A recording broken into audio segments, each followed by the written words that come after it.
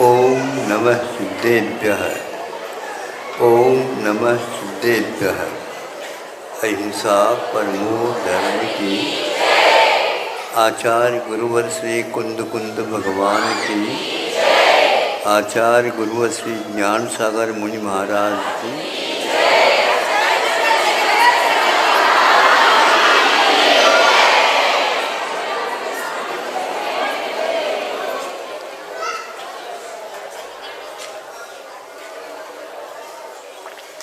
किसान कोई भी बीज बो लेता है, उसकी फसल जो आती है महीनों में आती है। किसी किसी में 6 महीने लगते हैं, किसी में 2 महीने 3 महीने लगते हैं, आदि आदि। और उसके लिए बीच बीच में वर्षा रुकने के कारण वह अपने कूप में से पानी निकाल करके खेत को देता है। और चरस के माध्यम से यह कार्य वह करता है। ऐसा है नहीं कि खेत को एक एक लोटा एक एक बाल्टी देते जाओ। वह निरंतर उसके लिए बहना चाहिए, रुकना नहीं चाहिए। एक स्थान पर यदि वह रुक गया तो पूरी खेत में नहीं जाने के कारण जो बोया है वह भी सड़ जाता है और बीज की हानि हो जाती। तो वह चरस के माध्यम से पानी पिलाता है। अब चरस के माध्यम से पानी पिलाता है तो चरस को खींचे कौन? कूप में से पानी निकालने के लिए चरस साधन है, उसको कौन खींचे? अरहट होता है तो वह हाथ से भी किया जा सकता है, लेकिन बहुत देर लगता है। इसके लिए बैल लगाई जाती है और बैल को वह बार बार कुएं की ओर ले जाता है। और वह किसको क्या बोलते हैं, रिवर्स गाड़ी जिसको, सामने नहीं, वह पीछे पीछे उसको खींचता रहता है। और वह पानी तक पहुँच जाती है चरस, फिर उसको भीतर पहुंचा करके उसको भर लेता पूर्ण। फिर इसके उपरांत सीधे बैलों को चलाता।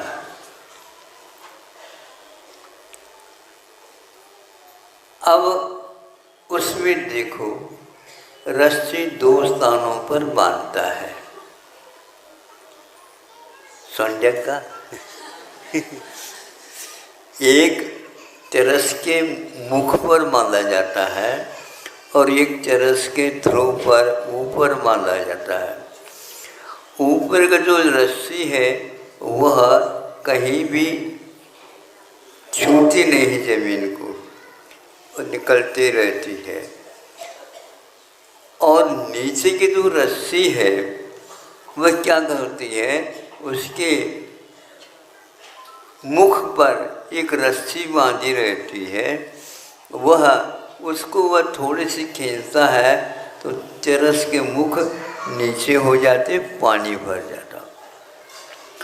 इस प्रकार वह 12 बजे तक लगातार, क्योंकि गर्मी के समय पर मध्याह्न में तो चरस लगाए नहीं जा सकता, रात में लगाएं तो पानी पिला भी नहीं सकेंगे, कहाँ पर पानी कितना जा रहा है। इसलिए दिन में ही जल्दी उठ करके वो कार्य प्रारंभ करता है। ये नीचे के जो चरस की जो रस्सी थी छोटी थी, वो उसमें ज़्यादा भारी नहीं रहती, ऊपर के तो पूरा पूरा भार उसके ऊपर आता है।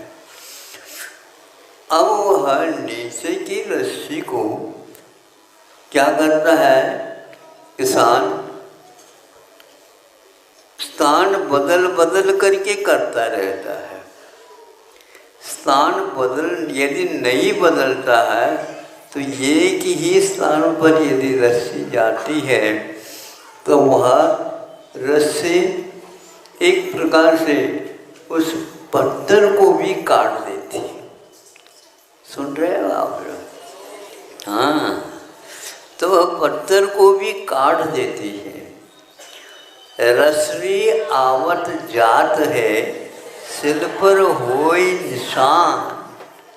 हाँ, तो यह रस्सी आती है जाती है, आती है जाती है, तो कुछ ही दिनों में शिला के ऊपर निशान पड़ जाती है और वह इतने कठोर पाषाण को भी मुलायम रस्सी काट रही है। कठोर रस्सी नहीं है। कठोर यदि रस्सी हो जाए तो वह स्वयं कट जाए, लेकिन वह मुलायम रहने से पत्थर में भीतर घुसती चली जाती है और उस पत्थर को काट देती। फिर वह चरस चलाने वाला दूसरे स्थान पर उस चरस की छोटी जो रस्सी है उसको कर देता है। इस प्रकार पूरी पूरी शिला में उसके निशान पड़ती चली जाती है। एक स्थान पर रखेंगे तो कट जाए। इसी प्रकार दिमाग को एक स्थान पर लगाना नहीं चाहिए। बदलते रहिए तो माइग्रेन से दूर रहिए।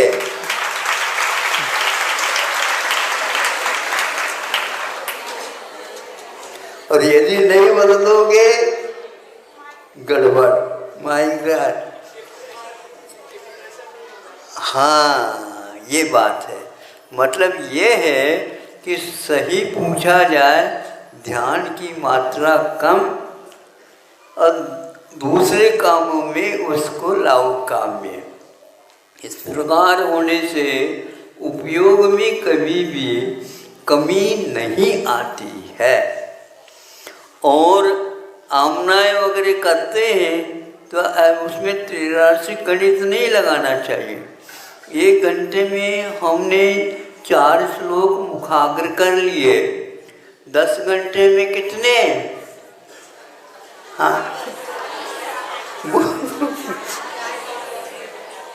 40 तो होना चाहिए। वो 2-3 तो श्लोक याद रहते हैं, फिर बाकी सब। इसीलिए ध्यान की मात्रा तो स्वस्थ है, एकाग्रता आती है उसको, उसके लिए बताया। लेकिन उसके लिए भी अंतर्मुहूर्तात्, ये तत्वार्थ सूत्र 9वें अध्याय में ध्यान के लिए कहा।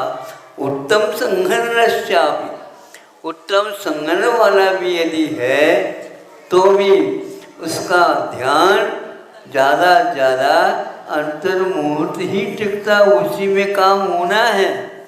और तुम सिर को बांध बूंद करके लगो अध्ययन करने में तो फिर वो बंध जाएगा। इसीलिए हमें ये याद रखना चाहिए कि शिला के ऊपर तो निशान पड़ जाए लेकिन हमारी रस्सी नहीं कटे। जड़ पदार्थ को भी हम याद करते हैं किंतु वह जड़ पदार्थ हमारे दिमाग में आ जाता है। चेतन के बारे में सोचते हैं तो वह भी हमारे दिमाग में आ जाता है, स्मृति के रूप में, धारणा के रूप में वह रहता है।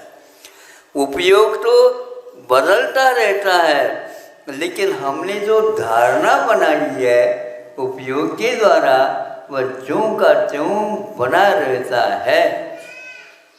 किंतु उसको स्मृति में रखने के लिए पाठ करते रहो, पाठ करते रहो, अपने आप ही मुखाग्र हो जाता है। किंतु पाठ न करके आप उसको हम पकड़ करके दिमाग में रखेंगे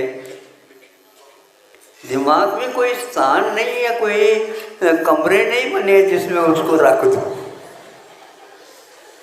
इनका आत्मा में प्रवेश हो गया, मतलब कोई बिल्डिंग है आत्मा, बोलो नहीं है ना? तो ऐसे क्यों कहते हो हमारे दिमाग में नहीं आ रहा? हमारे दिमाग में नहीं आ रहा, इसका अर्थ क्या है? दिमाग में किसी की यहाँ आता ही नहीं वो, किंतु उस वस्तु को हम अर्थ के द्वारा, शब्द के द्वारा तो अर्थ आता है, अर्थ के द्वारा तो अपने दिमाग में वह स्मृति के रूप में रह जाता है। हम उपयोग करते रहते हैं कई बातों में, किंतु जिसको हम याद करना चाहते हैं वह नहीं आता है तो सिर खुजाने लग जाते। हम याद कर रहे हैं, वो कहीं बाहर से आया है क्या? अन्य कार्यों में उलझने के कारण जैसे चाहिए वैसे वो नहीं आता, क्षोभम की बात है। इसलिए आप लोगों को ध्यान से सुनने का अर्थ ये है, उपयोग को एकाग्र करो। लेकिन 10 घंटे सुनोगे तो सुनाने वाला भी और आप भी दोनों पागल हो जाएंगे। हमेशा हमेशा सिर कदम हो रहा, माथा में बहुत दर्द हो रहा, माथा में दर्द। अरे माथा को तो रख दो, शांति दे दो, उसमें क्या बात हो गई? लिखते हैं हम तो कब लिखते हैं? पेंसिल लाओ, पेन लाओ, कागज लाओ, कॉपी लाओ, जो कुछ भी लाओ। ये लिखने का काम दिन में करते हैं और वस्तुतः लिखना तो रात में ही होता है, और जो विचार में स्थिरता के साथ उसको याद करते हैं, रात में लिख लेते हैं और उसका लेख कर देते हैं दिन में। इतना साहस कैसे रहेंगे हमारे दिमाग में से निकल जाए? कैसे निकल सकता? उसको 4-5 बार दोहराओ, उस वाक्य को, उस पंक्ति को, उन शब्दों के क्रम को। यही तो ना पेंटिंग करने वाले, ड्राइंग करने वाले चित्र लेखन करते हैं। वो लिखना बाहर नहीं होता, भीतर होता है। अपने ज्ञान में एकाग्रता के साथ उस आकार को, उस वस्तु को आकार दिया है, उस आकार को बार बार आप वहीं उसी रूप में आप करते जाओ, चित्र अपने आप ही लिखने में आ जाएगा। उपयोग करना बहुत आसान भी है और बहुत कठिन भी है। हम इधर उधर इसको पहुंचा देते हैं तो उस रस्सी में ये शक्ति है, वह उसको भी काट देती है। कितने भी दिन का क्यों न हो संस्कारित यदि वह उपयोग है, वह 3 ವರ್ಷದ बुद्धि 100 ವರ್ಷದವರೆಗೆ।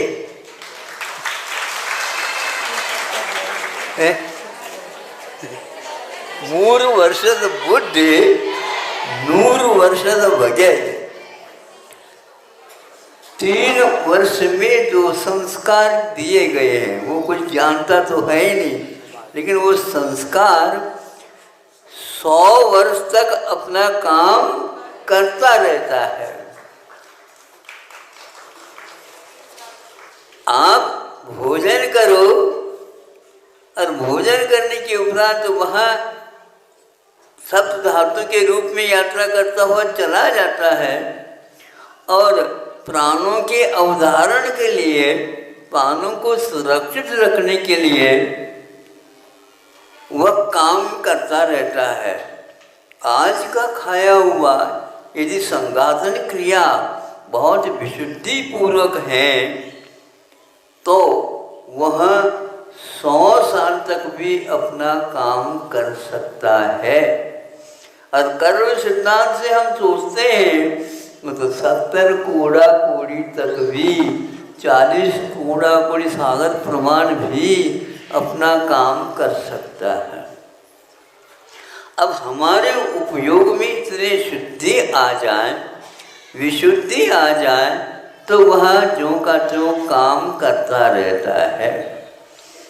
तो प्राण इसी को बोलते हैं, जिन प्राणों के माध्यम से जीव जीवित रहता है। और प्राणों को यदि क्षति पहुंच जाए तो वह जीवित न रह करके मृतक हो जाता है। हम अपने जीवत्व को सुरक्षित रखें और वही भोजन करें, उसी प्रकार का पेय का उपयोग करें जो अपने लिए संगातन क्रिया में अनुकूलता पैदा कर सके। रस ज़्यादा लेने से रस बनता है ऐसा नहीं है। जठराग्नि के ऊपर वो सब आलंबित है, अवधारित है। यदि जठराग्नि नहीं है तो आप कुछ भी खा लो वह पचेगा ही नहीं। किंतु कुछ भी खा लो बचता ही नहीं जो किसान परिश्रम करता है। नहीं समझे, आराम ले लो, आराम ले लो। आराम क्या होता है बताओ? आराम एक प्रकार से श्रम, क्लेद, खेद, खिन्नता आदि जब हो जाती है उस समय आराम करो, अर्थात खेद के कार्य मत करो, श्रम के कार्य मत करो। हाँ, थोड़े से बैठ जाओ, पसीना तो सूखने दो। पसीना सूख जाए तो अपने आप ही पुनः तरावट आ जाती है, पुनः काम करना बंद करो। हम उसके पीछे पड़ते हैं। वो जड़ बहुत अच्छा है, वो भागता नहीं कहीं, लेकिन आप भागते फिरते उसके पीछे। भागते ही नहीं, आकुलता का अर्थ ही भागना है। जल्दी जल्दी पचाओ। कैसे पचाओ? कैसे पचाओ बताओ? वो पेट में चला गया, वो अपनी गति से ही जाएगा और उसके लिए जठराग्नि जितनी मिलेगी उतने ही वो काम करेगा। जल्दी नहीं हो सकती। एक सबसे ज़्यादा पढ़े लिखों की जल्दी बहुत बीमारी है। ये नहीं समझते, वो समझते ही कि जीवन का पूरा एक ही बार में मैं काम कर, फिर कल क्या करोगी बताओ? ये गड़बड़ है। उनको तो होता है, उनको होता है क्षयोक्षम भिन्न है, आपका क्षयोक्षम भिन्न है। कुछ लोग किताब पढ़ते ही नहीं और बोलो 100/100 नंबर लेते। वो दिमाग से काम लेकर न लेकर के सुनने के रूप में कर लेते हैं। तो सुनेंगे और ज्यों का त्यों रहना चाहिए। तो मनोयोग से आप सुनो, ध्यान से सुनो कहते हैं, ध्यान लगाने के लिए नहीं कह रहे। सुनना है और सुनते चले जाओ। उसका एक वाक्य है, उसमें मुख्य शब्द कौन सा है इसको सुन लो। क्रियापद के वाक्य में क्रियापद भी आती है तो अपने आप ही कर्ता का बोध हो जाता है। कर्ता का बोध हो जाता है तो क्या कर रहा है क्रियापद भी आ जाती है। किससे कर रहा है करण भी आ जाता है। कब से कर रहे हैं तो वह समय भी आ जाता है। कब तक करना है तो वह समय का अनुबंध भी आ जाता है। अब क्या करो बताओ? दूसरे वाक्य के अंग उपांग हैं, उनके माध्यम से हम उस वाक्य को बहुत ही अच्छे ढंग से बना सकते हैं। किंतु यह दिमाग की बात है। किताब तो फट जाए लेकिन हमें कोई भी उसका क्षयोक्षम नहीं है तो उस किताब को रखो। जिसको चाहिए उसको दे सकते हो सहयोग के लिए। क्यों? हमने खरीदा तो है, लेकिन आपने बुद्धि को नहीं खरीदी, नहीं समझे। जिस दुकान में बुद्धि मिलती है वहाँ पर जाकर खरीदो। महाविद्यालय में हमें भेज दो, छोटे विद्यालय में आपने पहुँचाया है, महाविद्यालय में जाओ। महाविद्यालय का 6 खंड का 7 खंड का माला एक लो, वहाँ पर भी माला होती। छठी माला में हमने जाकर के याद किया था। ये क्या है? ये जड़ की व्यवस्था है। पहले के लोग पेड़ के नीचे बैठ करके छाया में, हवा भी आ रही होती है, सामने नदी बहती रहती है, चिड़िया चूं चूं करती रहती है, और उसमें भी यहाँ तो आवाज मत करो, आवाज मत करो, वहां पर आवाज ही आवाज हो रही है। नहीं समझे? ये क्या है? रेडियो है, खूब बोल रही, सुनते हुए ड्राइवर लोग गाड़ी लोड चढ़ाते हैं और सुनते भी जाते हैं, लेकिन ऊँगते नहीं, ध्यान रखो। हाँ, तब यात्रा पूर्ण हो जाती है। हमें किसी भी प्रकार से रोकना नहीं है, लेकिन गति को ज़्यादा बढ़ाना भी नहीं और धीमे धीमे भी नहीं करना। इसी का नाम ईरापट शुद्धि है। हर काम में हमें उपयोग करना है, लेकिन सोच समझ करके करना है। तो अच्छे ढंग से सुनेंगे, निश्चित रूप से वह जितनी सूक्ष्म की बुद्धि है उतना तो समझ में आ जाएगा। आज थोड़ा सा समझ में आ गया, दोबारा उसको देखेंगे, एक कदम आगे बढ़ जाते हैं, पुनः पढ़ेंगे तो आगे बढ़ जाते हैं। तो 1 वर्ष है ना हमारे लिए, उसमें 1 कक्षा होती है, तो उसको पुनः पुनः देखते चले जाओ। पुनः पुनः देखते हैं तो अंधों को भी हारमोनियम क्या बोलते हैं उसको, तो वह बजाना आ जाता है। आँखों से क्या देखा उन्होंने? नहीं, पहले उन्होंने छेदों को देखा अपनी उंगलियों के माध्यम से। और आप लोग चश्मा लगा के भी नहीं देख पाते। वो करते हैं, एक तरफ से ये खींच रहा है या तो ये खींचता रहता है, यहाँ पर रुक जाता है। अभ्यस्त होने के उपरांत तंत्र रूप माने में या व्याकरण ग्रंथों में अभ्यस्त होता है। अभ्यस्त किसको बोलते हैं? उपधा में भी वही अक्षर जो क्रियापद में है या और शब्द में है वही रहता है। तो इसको बोलते हैं अभ्यस्त। तो आप लोगों को अभ्यस्त होना है। अभ्यास करेंगे तो अभ्यस्त होंगे, और अभ्यास यदि नहीं करेंगे तो नहीं होंगे। तो अभ्यास कैसा बनता है? अस धातु के सामने एक प्रत्यय लगते ही नहीं, अपने पीछे तो अभी उपसर्ग पूर्वक, आ उपसर्ग पूर्वक अस धातु से जब हम प्रयोग करते हैं तो अभ्यास हो जाता है। और कृदंत में उसको तत्सम प्रत्यय लगा करके और वह अभी उपसर्ग पूर्वक अस धातु से अभ्यस्त हो जाता है। अभी सुबह का समय है, बस इतना ही पर्याप्त समझता हूँ। रसरी आवत जावत है, सिल पर होई निशान, अहिंसा परमो धर्म